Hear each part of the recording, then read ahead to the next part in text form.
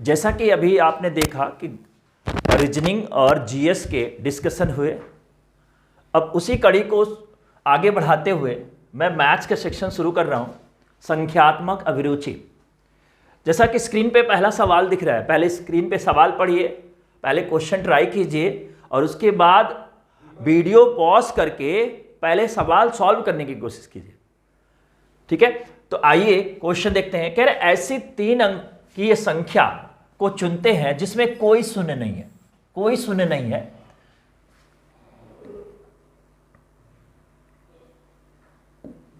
कोई शून्य नहीं है। अब इस संख्या को इसके बाद लिखकर 6 अंक की संख्या बनाई जाती है। जैसे मान लीजिए कोई भी 3 अंक की संख्या जिसमें शून्य नहीं, जैसे मान लीजिए 112 ले लिया और फिर 112 ले लिया, 6 अंक की संख्या बन गई।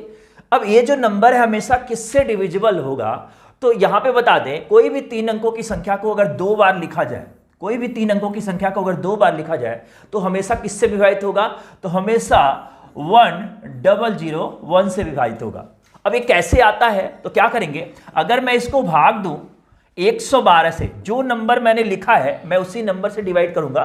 पहली बार देखिए तो 112 एकम 112 कट जाएगा पूरा, मैं 1 उतारूंगा भाग नहीं जाएगा, ऊपर लिखूंगा 0, फिर 1 उतरेगा, फिर 0 लिखूंगा, फिर 2 उतरेगा, 112 एकम 112। तो इस तरह से आ सकता है। फिलहाल हमें याद करना है कि कभी भी 3 अंकों की संख्या लिखी जाएगी तो उसको अगर 2 बार लिखा जाएगा तो हमेशा वह 1001 से विभाजित होगा। अब ऑप्शन में तो 1001 है नहीं, तो हमें क्या करना है, 1001 का जो फैक्टर होता है, 1001 का जो फैक्टर होता है वो होता है 7 × 11 × 13। मतलब इसका फैक्टराइजेशन क्या होता है, 7 × 11 × 13।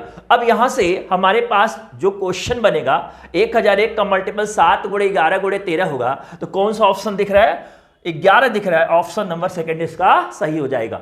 नेक्स्ट क्वेश्चन की तरफ बढ़ते हैं। 42 नंबर क्वेश्चन कह रहे एक दुकानदार के पास कुछ निश्चित संख्या में अंडे हैं, कोई भी निश्चित संख्या ले सकते हैं, जिसमें से 5% टूटे निकलते हैं, शेष का 93%, शेष मतलब जो 5% निकल गया मतलब 95 बचा, उसका 93% बेच देता है और उसके बाद 266 बच जाता है। तो सबसे पहले टोटल को हम x मान लेते हैं, उसमें से 5% टूट गया तो कितना बचा, 95। अब इसका कितना परसेंट बेच दिया, 93%, इसका मतलब इसका कितना परसेंट बचा है, 7%। पहले तो 5% निकाल दिया तो बचा 95%। अब 95% में से 93% बेच दिया, मतलब इसका 93% बेच दिया, तो जब इसका 93% बेच देगा तो बचेगा कितना, 7%, और वो 7% की वैल्यू कितनी हो जाएगी, टोटल 266 अंडे। अब यहां से कैंसिल करते हैं, 19 से 5 बार में कटेगा, 19 से 19 कम 19, 19 को 76, 7 दूना हो जाएगा 14 और 5 से काट देते हैं ये 20 बार में, तो 20 दूना 40 और 40 × 100 कितना हो जाएगा, 4000। इसका मतलब उसके पास टोटल कितने अंडे थे, 4000 अंडे थे। ऑप्शन नंबर क्या हो जाएगा इसका, दूसरा इसका सही आंसर हो जाएगा।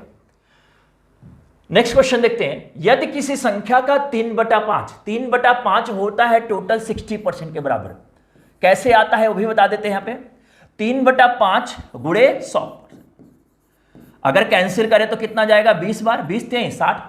जैसे कभी भी अगर ऐसे सवाल मिल जाए तो अगर परसेंटेज बन जाए तो अच्छी बात है। अब कह रहा है जो 60% है, जो 60% है 50% से 23 अधिक है। वैसे भी देखो 60% 50% से क्या होगा, अधिक होगा।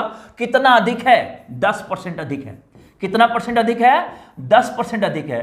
और वैल्यू में कितना अधिक है, 23 अधिक है। और संख्या अपने आप में 100% होती है, तो 100% की वैल्यू कितनी हो जाएगी, 23 × 100/10। एक 0 कैंसिल हो जाएगा, कितना हो जाएगा, 230। हमें संख्या नहीं निकालनी, कह रहे हैं उस संख्या का 80%। अगर मान लो 230 ऑप्शन में होता है तो जल्दीबाजी में क्या होता है, कभी कभी बच्चे क्या करते हैं, 230 देखा और ऑप्शन क्लिक कर दिया, बाद में पता चला क्वेश्चन में कुछ और लिखा रहता है, आंसर की आने के बाद पता चलता है। तो यहां पे ध्यान देना है कि 230 का हमें कितना परसेंट निकालना है, 80% निकालना है। 230 का 80% निकालना है, तो 80% कितना हो जाएगा, इसका 0 0 कैंसिल हो जाएगा, 8 3 24, 8 2 16 और 2 18, 184 ऑप्शन में है। ऑप्शन नंबर क्या हो जाएगा इसका, दूसरा इसका करेक्ट ऑप्शन हो जाएगा। नेक्स्ट क्वेश्चन क्या कह रहा है, 1 किग्रा चाय तथा 1 किग्रा चीनी की संयुक्त कीमत 95 है। हम चाय को अगर मान लो चाय है, चाय को x मान लेते हैं वेरिएबल और चीनी को y मान लेते हैं। अब एक किग्रा है तो एक x है और एक किग्रा है यहां भी तो एक y हो जाएगा और x प्लस y की टोटल वैल्यू कितनी हो जाएगी 95। अब आगे कह रहे हैं चाय की कीमत में 10% की कमी हो गई। इसका मतलब कितना हो गया, x का कितना परसेंट हो गया 90, तो 90% को क्या लिख सकते हैं 90 यहां पे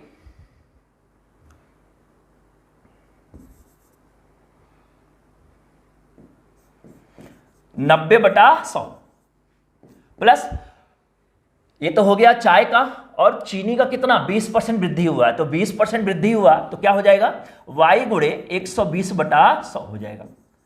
अब यहां से 0 0 कैंसिल, यहां से 0 0 कैंसिल। अब इसकी वैल्यू कितनी हो जाएगी अगर देखें तो कितना है यहां पे टोटल वैल्यू 90 रुपए, तो 90 रुपए यहां लिख लेते हैं। अब यहां पे देखो हर बराबर, यहां भी 10 रुपए है, यहां भी 10 रुपए है, तो जब हर बराबर है तो अंश क्या हो जाएगा 9x प्लस कितना 12y बराबर कितना हो जाएगा 900 हो जाएगा, ये हो जाएगा। अब इसके बाद देखते हैं हमें वैल्यू किसकी निकालनी, चाय की। इसका मतलब हमको चाय का वैल्यू निकालना है। अगर चाय का वैल्यू निकालना है इसका मतलब चीनी को गायब करना पड़ेगा। अगर चीनी को गायब करेंगे तो चीनी के लिए किससे गुणा कर लेते हैं, यहाँ पे चीनी का वैल्यू y है तो y को हमें 12 भाई, इसका अगर समीकरण नंबर 1 है और ये समीकरण नंबर कितना है 2 है, मतलब हमें y को हटाना है तो x की वैल्यू आएगी तो हमें कितने से गुणा करना होगा 12 से। अगर 12 से गुणा करें तो क्या हो जाएगा 12x प्लस 12y बराबर क्या हो जाएगा 12 × 5 = 60, 6 बचेगा, 12 × 9 = 108 और 6 कितना 114। समीकरण यहाँ पे एक नंबर, अगर समीकरण घटाते हैं अगर तो यहाँ हो जाएगा माइनस, यहाँ भी हो जाएगा माइनस, यहाँ भी हो जाएगा, ये कैंसिल हो जाएगा। ये कितना बचेगा माइनस का 3x और यहाँ बचेगा माइनस का 240। ये माइनस से माइनस कैंसिल हो जाएगा, 3 बटे कितना हो जाएगा 24, 80 रुपए। तो x का मान कितना हो जाएगा यहाँ से 80 रुपए, जो वैल्यू माने थे चाय की, जिसका आंसर हो जाएगा कितना, ऑप्शन नंबर कितना हो जाएगा इसका, चौथा ऑप्शन इसका करेक्ट हो। अगर हमसे चीनी की बात पूछता तो हम x को कैंसिल करते और y का मान निकालते। अगर दोनों निकालना होता तो किसी भी को कैंसिल कर सकते हैं।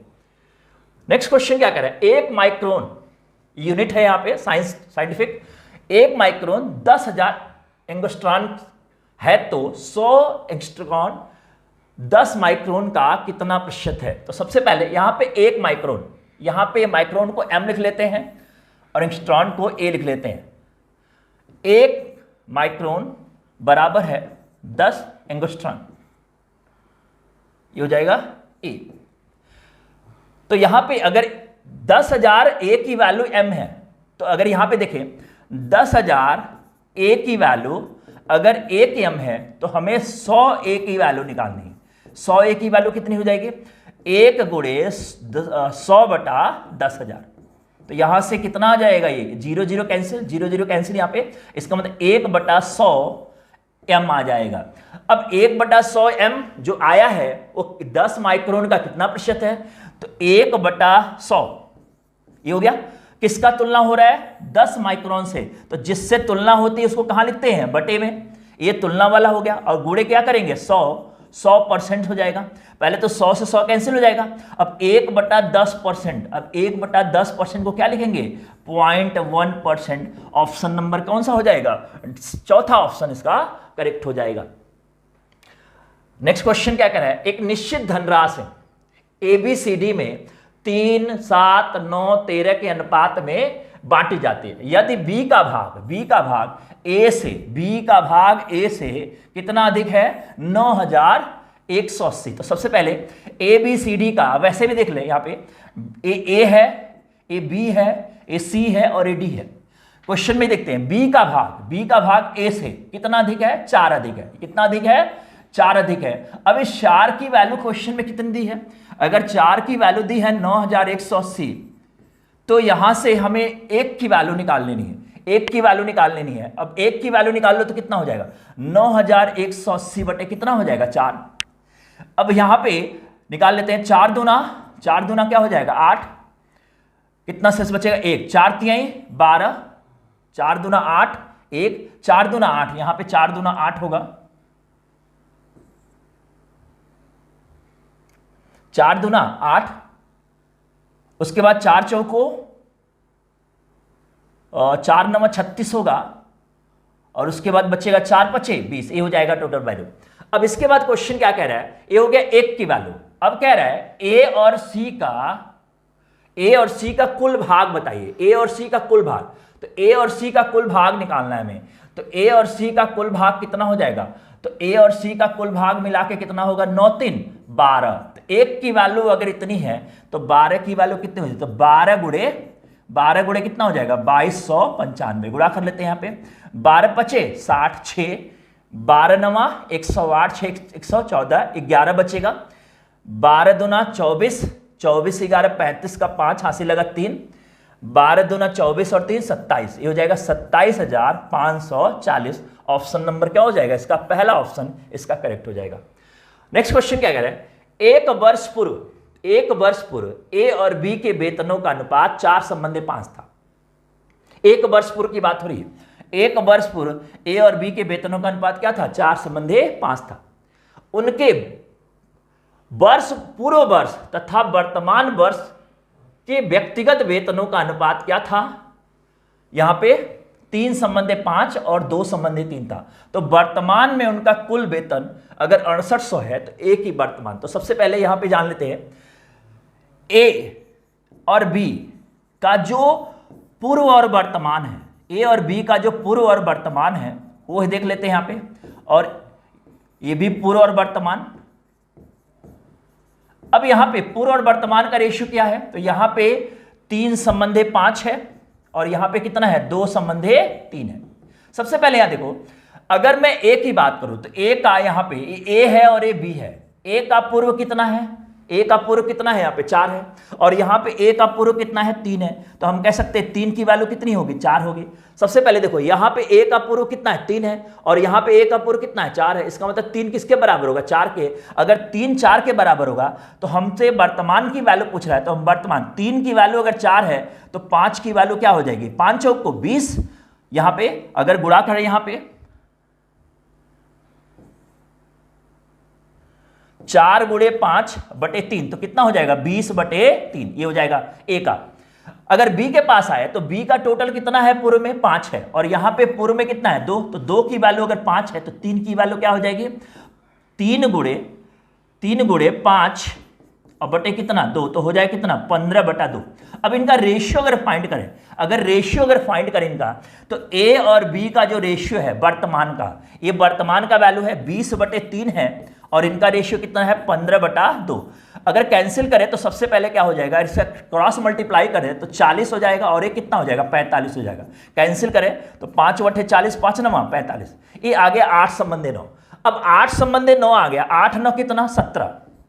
ए और बी का वर्तमान आ गया, ए किसकी वैल्यू है, वर्तमान की। अगर ये वर्तमान की वैल्यू है तो वर्तमान में टोटल कितना है, यहाँ पे 6800, और 17 की वैल्यू 6800 है, तो यहां से एक की वैल्यू कितनी हो जाएगी, 400।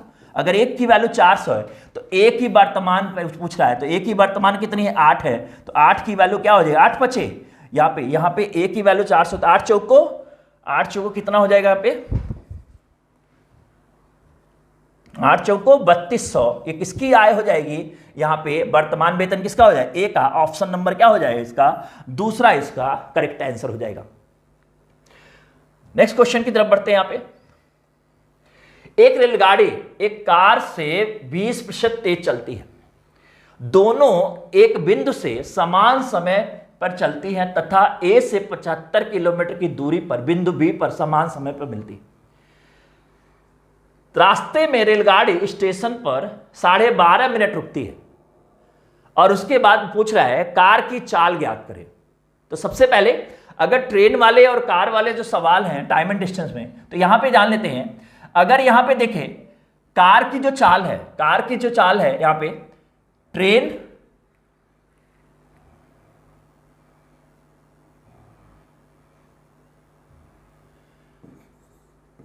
कार और ट्रेन की जो चाल है, ट्रेन की चाल कार से 20% अधिक है। तो अगर 20% की अधिक की बात करें तो अगर यहां पे कार की 100 है, कार की अगर 100 है तो ट्रेन की कितनी हो जाएगी, यहां पे ट्रेन की हो जाएगी 120। अब यहां से कैंसिल करके छोटा कर सकते हैं, 20 5 100 और 20 छके 120। अगर रेशियो है तो रेशियो में हम कांस्टेंट के से गुणा करेंगे, कांस्टेंट k से गुणा करेंगे और इसको संख्या बना लेंगे और वही k की वैल्यू हम फाइंड करेंगे। अब सबसे पहले देखो यहां पे होता है चाल बराबर दूरी बटा समय, समय बराबर दूरी बटे चाल, तो उसी फॉर्मूले से हम लोग लगाएंगे यहां पे चाल बराबर हो जाएगा दूरी बटा समय।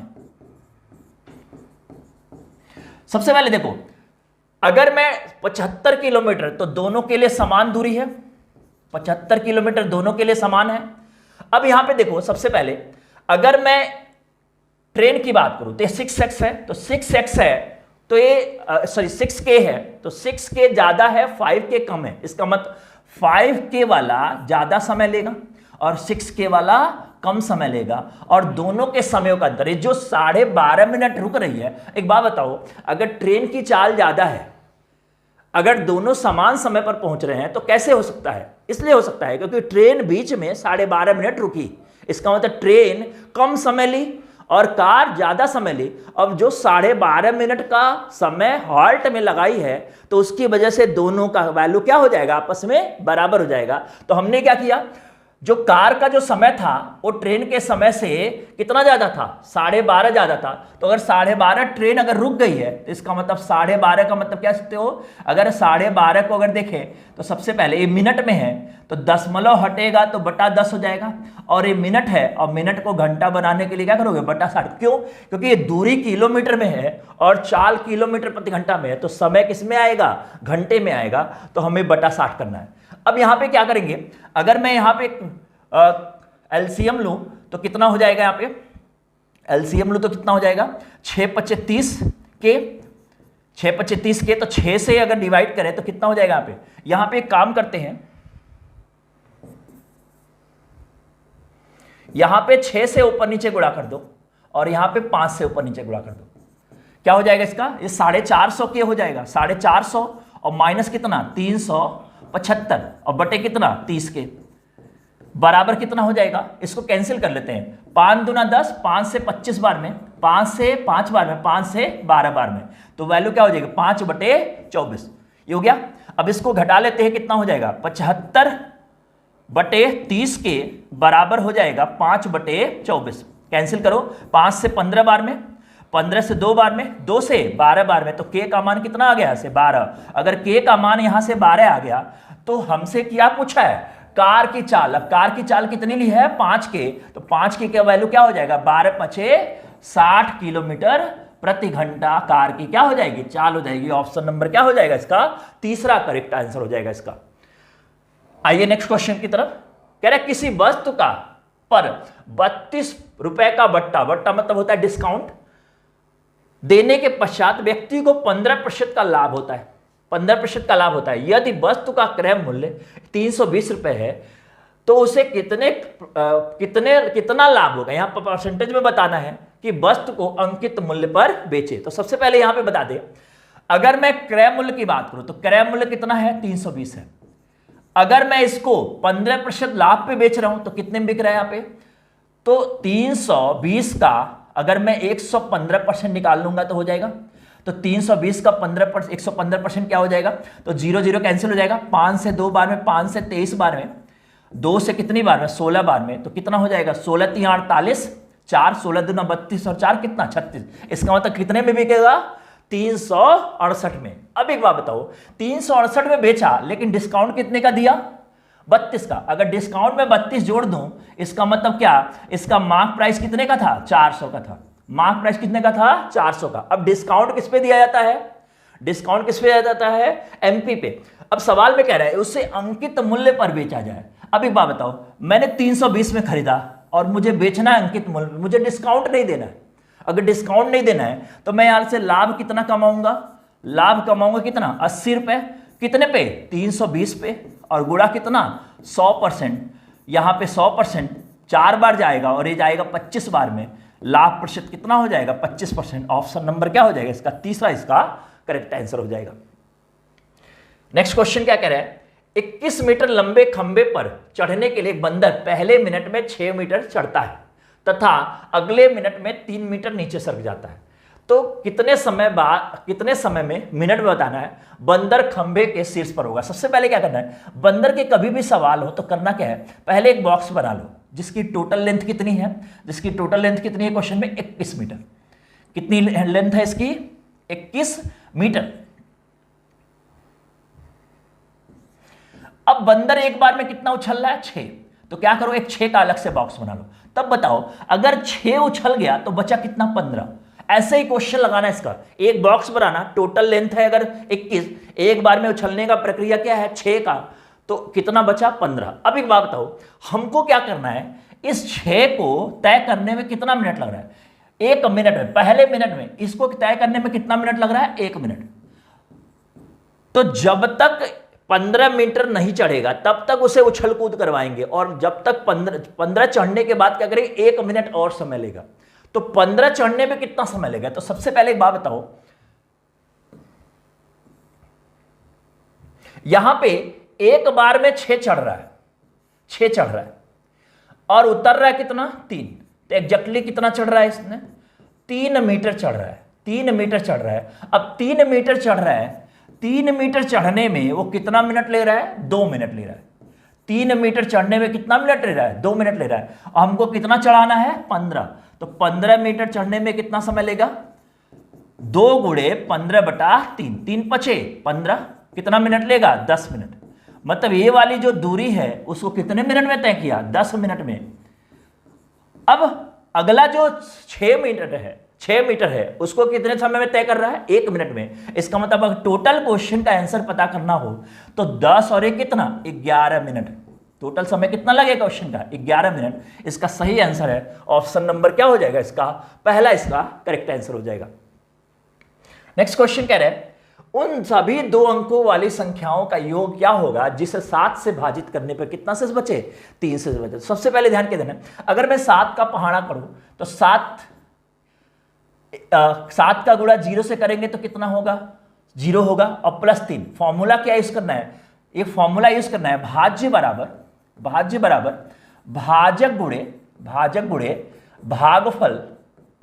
भागफल और प्लस क्या? शेषफल। ये फॉर्मूला यूज करना है। अब देखो, अगर भाजक 7 है और यहां पे भागफल 0 है, अब 0 से शुरुआत करनी है, और प्लस शेषफल कितना है? आ गया 3 आ गया। हमें क्या करना है? 2 अंकों वाली संख्या लेनी है। इसका मतलब ये वाला नंबर हमें नहीं लेना। अब थोड़ा ग्रुप बनाते हैं। अगर मैं 7 एकम 7 लूं और +3 करूं तो कितना हो जाएगा? 10। मतलब ये सही है, 2 अंकों वाली संख्या 10 आ गई। अब हमें क्या करना है? हमको लास्ट पहला नंबर ले लेना है। ये फर्स्ट नंबर हो गया। ये कौन सी संख्या हो गई? पहली संख्या हो गई। अब अंतिम संख्या लेनी है। अंतिम संख्या के लिए क्या करना है? अंतिम संख्या के लिए हमें बस क्या करना है? पूरा लिखना नहीं है, मन में पहाड़ा पढ़ना। एक बात बताओ, अगर 100 के आसपास का 7 का टेबल दे तो जैसे मान लो 14 सत्ते होता है 98, 98 में 3 जोड़ेंगे तो कितना हो? 101। इसका मतलब 14 बार नहीं जाएगा। कितनी बार जाएगा? 13 बार जाएगा। अगर 13 बार जाएगा तो 7 गुणे 13 और प्लस कितना? 3। 13 सत्ते 91। अगर ऐसे नहीं कर पा रहे हो तो 10 का 20 का उसके बाद आसपास का नंबर चेक करते रहो, क्योंकि पूरा अगर लिखोगे तो बहुत टाइम लॉस होगा। इसीलिए जब भी इस टाइप का सवाल आए तो अपने हिसाब से सेट कर लो, 10 से गुणा करने पे आएगा कि 20 से कि 30 से, और रेंज बना लो उसके लिए। तो 13 सत्ते 91, तो कितना हो जाए? 94, और ये हो जाएगी अंतिम संख्या। अब बताओ, ये तो नंबर गलत है। 7 एकम 7 ये पहली संख्या, और यहां से यहां गुणा हुआ किससे? 1 से, और यहां गुणा किससे? 13 से।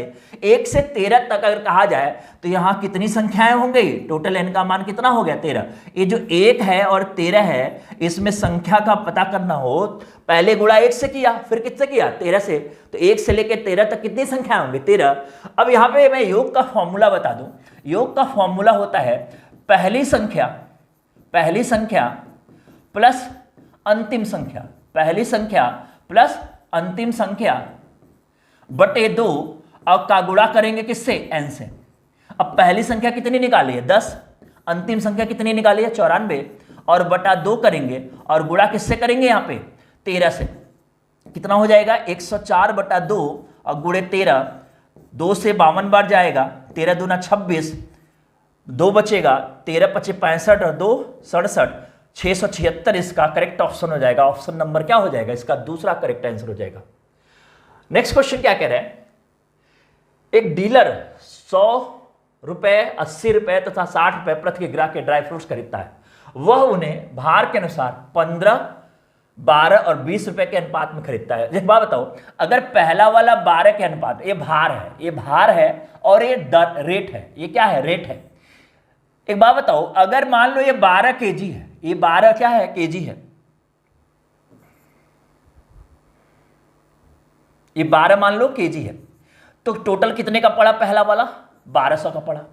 दूसरा वाला अगर 15 केजी है तो कितने का पड़ा, 15/120, ये भी 1200 का पड़ा। तीसरा वाला अगर 20 केजी है, तो भी कितने का पड़ेगा, यहाँ पे टोटल कितना हो जाएगा, 1200 का। मतलब ये भी 1200, ये भी 1200, ये भी 1200, तो टोटल कितने का पड़ा। अगर मैं 1200 देखूं तो सबका वैल्यू कितना आ रहा है, 1200। अब कह रहा है कि वह पहले दो को 20% लाभ पे बेचा है। एक बात बताओ, पहले को भी 20% लाभ पे बेचा, पहले को 20% लाभ पे बेचा, तो दोनों का वैल्यू सेम है। इसका मतलब कितना, 240 का लाभ ले लिया। अब 240 का लाभ ले लिया एक पे, तो एक पे और लाभ लेगा तो कितना होगा, 240, क्योंकि पहले पे लाभ लिया है, पहले दो पे लाभ लिया, तो पहले पे 240 और यही चीज दूसरे पे 240। इसका मतलब टोटल कितने का लाभ ले लिया, 480 का। अब कह रहा है कि अंतिम बिक्री तक उसे न लाभ हो न हानि। मतलब अगर तीसरे को क्रय मूल्य पे बेचेगा तो 480 रुपए का लाभ हो गया उसको। अगर तीसरे को क्रय मूल्य पे बेच दिया मान लो, तो 480 रुपए का लाभ हो गया। तो वो क्या करेगा, 480 रुपए हान पे बेचेगा। अब 480 रुपए जब हान पे बेचेगा, तो ये जो 480 रुपए का जो खरीद है उस पे कितने की हानि उठाएगा, 480 की। चलिए 1200 की जो खरीद है, कितने की हानि उठाएगा, 480 की। तो जो हानि प्रतिशत आएगा उसका, हानि प्रतिशत आएगा 480 रुपए की जो हानि हुई है, 1200 का कितना प्रतिशत है, तो निकाल लेते हैं यहां से, 20 कैंसिल, 12 चौको 48, कितने प्रतिशत की हानि उठाएगा वहां से, 40% की हानि। ऑप्शन नंबर क्या हो जाएगा इसका, पहला इसका करेक्ट हो जाएगा। नेक्स्ट क्वेश्चन क्या कह रहे हैं, एक्स वाई का साधारण ब्याज, वाई जेड का साधारण ब्याज, तो दोनों केसों में दर और समय एक समान हो। अगर रेट और टाइम इक्वल है, तो यहां पे रेट और टाइम अगर इक्वल है तो यहां से एक वेरिएबल मान लेते के, वेरिएबल मान लेते के, क्योंकि एक्स वाई ऑलरेडी है, रेट और टाइम इक्वल है, तो एक्स वाई जेड में क्या संबंध होगा। तो सबसे पहले अगर मैं फॉर्मूले की बात करूं तो एसआई का फॉर्मूला होता है PRT/100, ये फॉर्मूला होता है। तो पहले केस में क्या होगा, अगर पहले केस की बात करें तो क्या होगा, पहले केस में होगा एक्स वाई का साधा है, वाई गुणे तो के इंटू के होगा अपॉन क्या हो जाएगा 100। दूसरे में क्या होगा, अगर वाई जेड का है तो वाई जो है जेड का साधारण है, तो वाई गुणे के होगा। अब देखो दोनों स्थितियों में यहां भी के इंटू के है, यहां भी के इंटू के है, तो हम अगर इनकी तुलना कर लें, तो तुलना करेंगे तो जब के स्क्वायर, यहां से दोनों क्या कर सकते हैं, के स्क्वायर को बराबर कर लेते हैं, यहां भी के स्क्वायर है, यहां भी के स्क्वायर, तो के स्क्वायर की वैल्यू क्या आ जाएगी, के स्क्वायर की वैल्यू क्या आ जाएगी, पहले केस में क्या हो जाएगा, के स्क्वायर की वैल्यू क्या आ जाएगी, तो क्या हो जाएगा 100x अपॉन वाई, और यहां पे के स्क्वायर की वैल्यू क्या आ जाएगी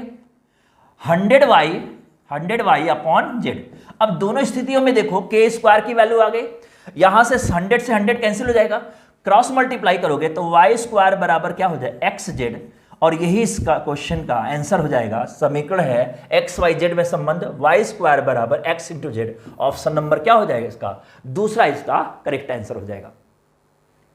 नेक्स्ट क्वेश्चन क्या करें, निम्न में से कौन सा सही है, यहां पे फ्रैक्शन दिया हुआ है, और फ्रैक्शन का तरीका क्या होता है लगाने का वो मैं बता दूं। देखो ऐसे सवाल में हमेशा क्या होगा, जब कई विकल्प होंगे, बड़ा छोटा आरोही, तो उसमें करने का तरीका क्या होता है, बहुत सारे तरीके से सॉल्व करोगे, लेकिन सबसे जो आसान तरीका वो बताऊं, क्या करना है, अगर सारे डिजिट सेम है, सब में जो फ्रैक्शन सेम है, तो किसी एक को सॉल्व कर लो। जैसे यहां पे अंश में एक जीरो लगा लो, एक जीरो लगाने के बाद चेक करो, अगर दिक्कत होगी तो हम 2 जीरो से चेक कर लेंगे, लेकिन पहले 1 जीरो से करेंगे। 10 सत्ते क्या होगा 70 होगा, 3 छके क्या होगा 18 होगा, 8 छके कितना होगा 48 होगा। अब एक बात बताओ, यहां पे हमारे सामने जो नंबर आया, अब देखो 6 दोनों सेम आ गया, अब 6 दोनों सेम आ गया, तो हम क्या करेंगे, जो सेम है उसमें 2 जीरो लगा लो, अब बताओ 3 छक्के 18, कितना शेष बचा 2, फिर 3 छक्के 18, इसका मतलब कितना हो गया 66। अब ये तो ऑलरेडी बड़ा है, लेकिन इन दोनों में कौन बड़ा है कौन छोटा है ये निकालने के लिए क्या करेंगे, 2 जीरो लगा लेंगे। सब में 2 जीरो नहीं लगाना है, जिसमें समानताएं होंगी उसी में 2 जीरो लगाएंगे। यहां पे 8 छक 48, 8 दूना 16, इसका मतलब 66 बड़ा है और 62 क्या है, छोटा है। अब यहां पे नंबर है माइनस में, ऑलरेडी 7 सबसे बड़ा है, 7 सबसे बड़ा है, तो हम इसको छोड़ देंगे, मतलब सबसे बड़ा 7 है। अब माइनस के साइन में क्या होता है, जो सबसे बड़ी संख्या होती है सबसे छोटी होती है, इसका मतलब -7 सबसे छोटा है, उससे बड़ा क्या है, तो उससे बड़ा, यहां पे उससे बड़ा अगर देखें तो क्या होगा, 66 और 62, और 66 और 62 में कौन बड़ा है, 66, तो 66 क्या हो गया, छोटा हो गया। अब उससे बड़ा क्या होगा, 62, मतलब अगर निगेटिव नंबर है तो संख्या अगर घटते क्रम में है तो बढ़ती है, तो इसका मतलब यही ऑप्शन इसका सही हो जाएगा, आगे जाने की जरूरत नहीं है हमें। अगर ऐसा संभव नहीं होता इसमें तो हम चेक करते कि किस विकल्प में सेट हो रहा है, क्योंकि हमें पहले 7 लेना है। अब 7 को, जैसे यहां पे 1 अंक की संख्या है, बाकी 2-2 अंकों की है, तो 7 ऑलरेडी बड़ा है तो उसको नहीं चेक करेंगे, जो बाकी में 6-6 आया है उसको चेक करेंगे, 66 और 62 में कौन बड़ा है कौन छोटा है। नेक्स्ट क्वेश्चन, 2 द्विघाती समीकरण का लॉस और मौस x² 7x + 6 तथा x-1 हो तो समीकरण ज्ञात करें। ठीक है, समीकरण ज्ञात करें, समीकरण ज्ञात करें। यहां पे कौन सा समीकरण होगा, यहां पे तो सबसे पहले यहां पे समीकरण क्या होगा इसका,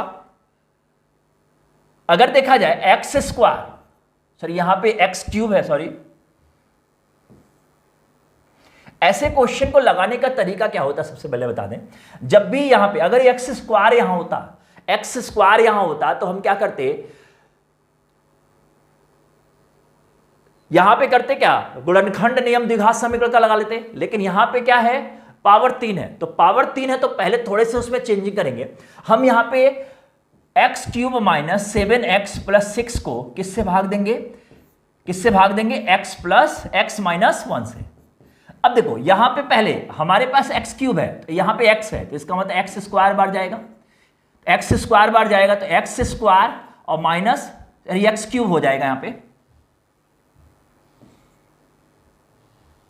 x³ - x²। अब समीकरण घटाते हैं, समीकरण घटाएंगे तो ये कैंसिल हो जाएगा, ये माइनस से प्लस हो जाएगा, तो वैल्यू क्या हो जाएगी, x² - 7x, ये हो जाएगा।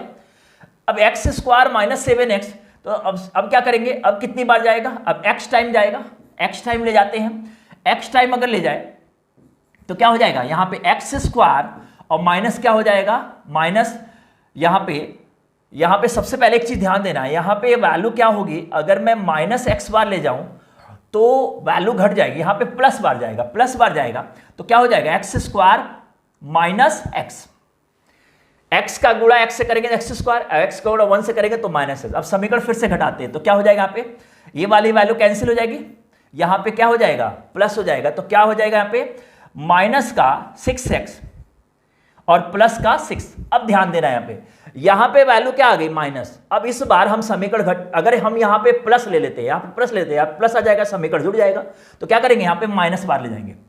अगर माइनस बार ले जाएंगे तो यहां पे माइनस कितनी बार, तो यहां 6x है तो 6 टाइम जाते हैं, अब 6 कम 6 माइनस का 6x हो जाएगा। अब समीकरण अगर घटाओगे तो माइनस प्लस हो जाएगा, अगर मैं प्लस का 6 ले लेता तो प्लस का 6x आता, तो समीकरण घटाते तो 6 और 6 कितना हो जाता, 12 हो जाता, इसीलिए गलत हो जाता। तो हम कितनी बार ले जाएंगे, माइनस का 6x टाइम्स ले जाएंगे, तो यहां क्या हो जाएगा, वैल्यू क्या हो जाएगी, यहां पे प्लस का 6 ये कैंसिल हो जाएगा, इसका मतलब कितनी बार गया टोटल, x² + 6x x-6। अब यहां पे ध्यान क्या देना है, इसका गुणनखंड कर लेना है, इसका गुणनखंड कर लेना है, तो गुणनखंड कर लेना है तो क्या होगा, गुणनखंड क्या हो जाएगा इसका, अगर गुणनखंड करें तो क्या होगा, इसका गुणनखंड करें तो ये होगा क्या, इसका 3 दूना 6, 3 दूना क्या हो जाएगा 6, x² + 3 - 2 x-6, x² + 3x - 2x - 6, x common लो तो x + 3 -2 कॉमन लोगे तो x + 3,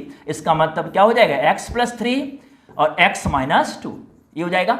अब हमें ध्यान क्या देना है कि हमारे पास जो नंबर है, हमारे पास जो नंबर है अगर देखा जाए तो एक नंबर है हमारे पास, पहला नंबर है क्या, x-1 है, और x-1 के साथ 2 नंबर और आ गए, कौन कौन से, एक x + 3 और x - 2।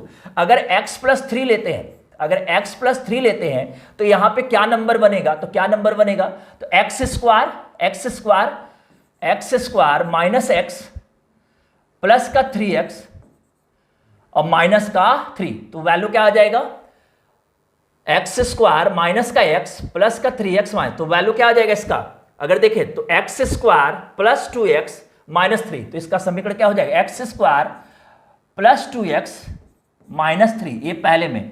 अब इसमें एक समीकरण मिल गया, अब इसमें भी है, इसमें भी है, 3 में आ गया, तो हम क्या करेंगे, दूसरे वाले को चेक कर लेंगे। अब x माइनस 1 का गुणा किससे होगा, x माइनस 2 से होगा। अब इसका गुणा कर लेते हैं, तो गुणा करेंगे तो क्या हो जाएगा, x square minus x minus 2x plus 2, तो क्या हो जाएगा, x square minus 3x plus 2, किसमें है, पहले वाले में है। ऑप्शन नंबर क्या हो जाएगा इसका पहला। थोड़ा सा ये डिफिकल्ट क्वेश्चन दिया हुआ है, ये तुम्हारा अलजेब्रा के और एचसीएफ एलसीएम को दोनों को मिला के बना, एग्जाम में ऐसे 1-2 सवाल मिलेंगे तो थोड़ा बहुत डिफिकल्टी क्वेश्चन पैदा करेंगे, लेकिन ऐसे क्वेश्चन को सॉल्व करने का जो तरीका है फिलहाल यही है क्वेश्चन को लगाने का, तो जल्दी से जल्दी इस क्वेश्चन को कर सकते हैं इस नियम से।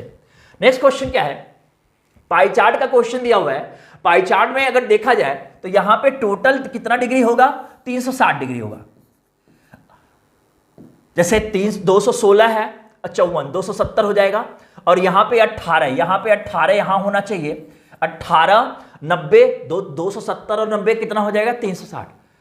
अब इसी के आधार पे हमें क्वेश्चन का आंसर देना है। क्वेश्चन क्या कह रहा है, कितने छात्र गणित में वरीयता देते हैं, कितने छात्र गणित में वरीयता देते हैं, तो कितने छात्र गणित में वरीयता देते हैं, तो यहां पे टोटल 100 छात्र है, टोटल 100 छात्र है, तो हमें 100 का कितने छात्र, तो डिग्री की बात है तो बटे 360 होगा, और परसेंटेज होता है तो बटे क्या लिखते हैं, 100 लिखते हैं। जैसे x परसेंट क्या होता है, x बटा 100, x परसेंट क्या होता है, x बटा 100, और x डिग्री क्या होता है, x बटे 360 होता है।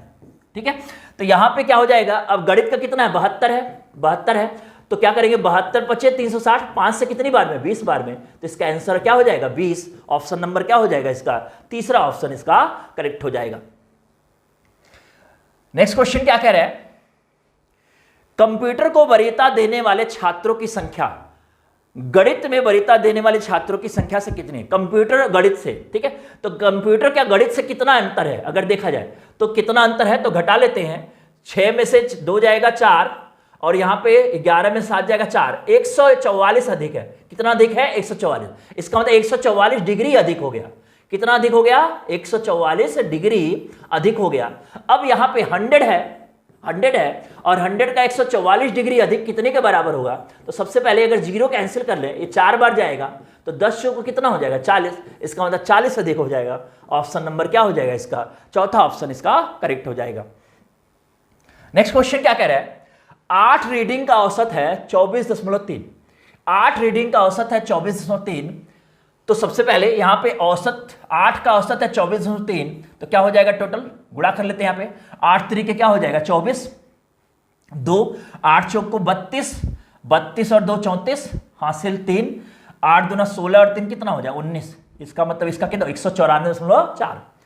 उसके बाद कह रहा है पहले 2 का औसत कितना है, तो पहले 200 का औसत कितना है, 28.5, तो टोटल हो जाएगा 37।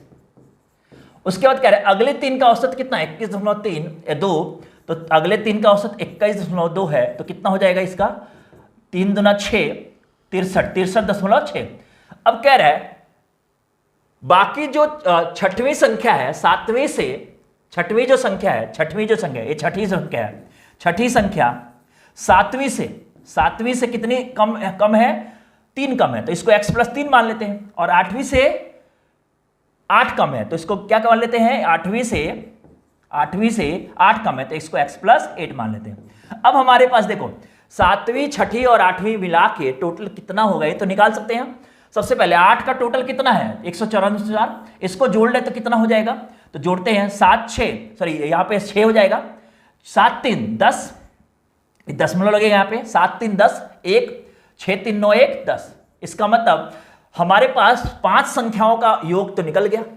अब अगर 194.4 में से, यहाँ पे 194.4 में से 100.6 घटा दें, तो जो बची हुई संख्या है वो निकल जाएगी यहाँ पे, तो कितना बचेगा, तो 14 में से 6 जाएगा 8, कितना बचेगा यहाँ पे, 3 बचेगा यहाँ पे।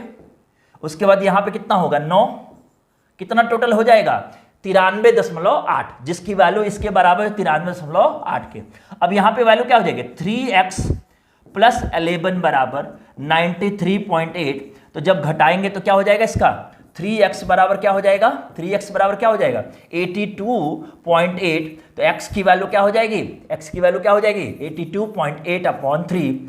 3 दूना 6, 3 दूना 6, 3 सते 21 और 3 छक 18। ऑप्शन नंबर क्या हो जाएगा इसका, तीसरा ऑप्शन इसका करेक्ट हो जाएगा, क्योंकि x की वैल्यू क्या आ जाएगी 27.6 आ जाएगी। ऑप्शन नंबर क्या हो जाएगा इसका, तीसरा करेक्ट ऑप्शन हो जाएगा इसका।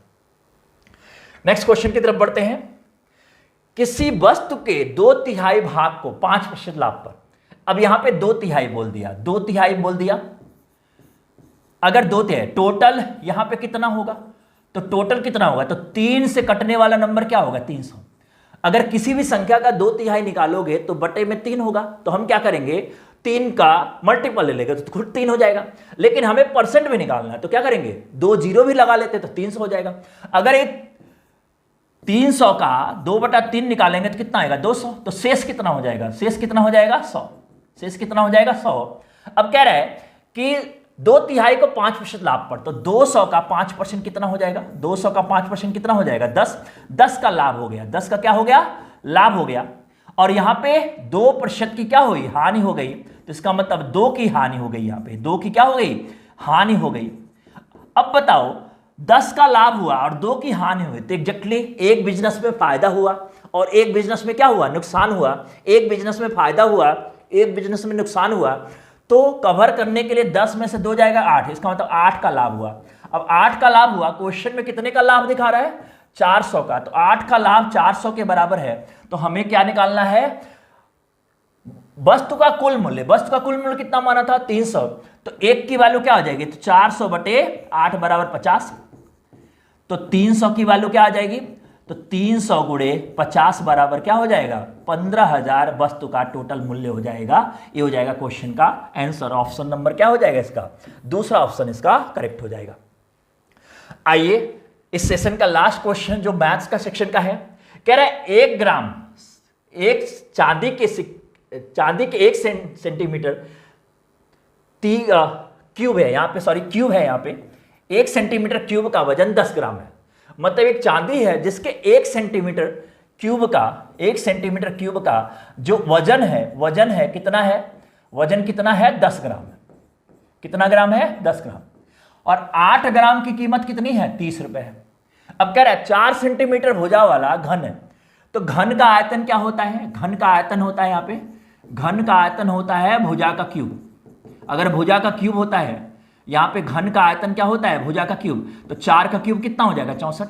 अगर 4 का क्यूब 64 होता है तो सबसे पहले एक घन सेंटीमीटर का वजन अगर 10 ग्राम है तो 64 घन सेंटीमीटर का वजन कितना हो जाएगा, 64 गुणे 10 बराबर कितना 640 ग्राम हो जाएगा। अब बताओ 1 ग्राम 8 ग्राम की कीमत कितनी है 30 रुपए, तो 640 ग्राम की कीमत कितनी होगी 30 गुणे 640 और बटा 8, 8 हटाएं 64, 80 बार जाएगा, ये हो जाएगा 2400। इसका क्वेश्चन का आंसर ऑप्शन नंबर क्या हो जाएगा इसका, चौथा ऑप्शन इसका करेक्ट हो जाएगा। तो इसी के साथ एक गणित का सेशन मैं यहीं पे समाप्त करता हूं।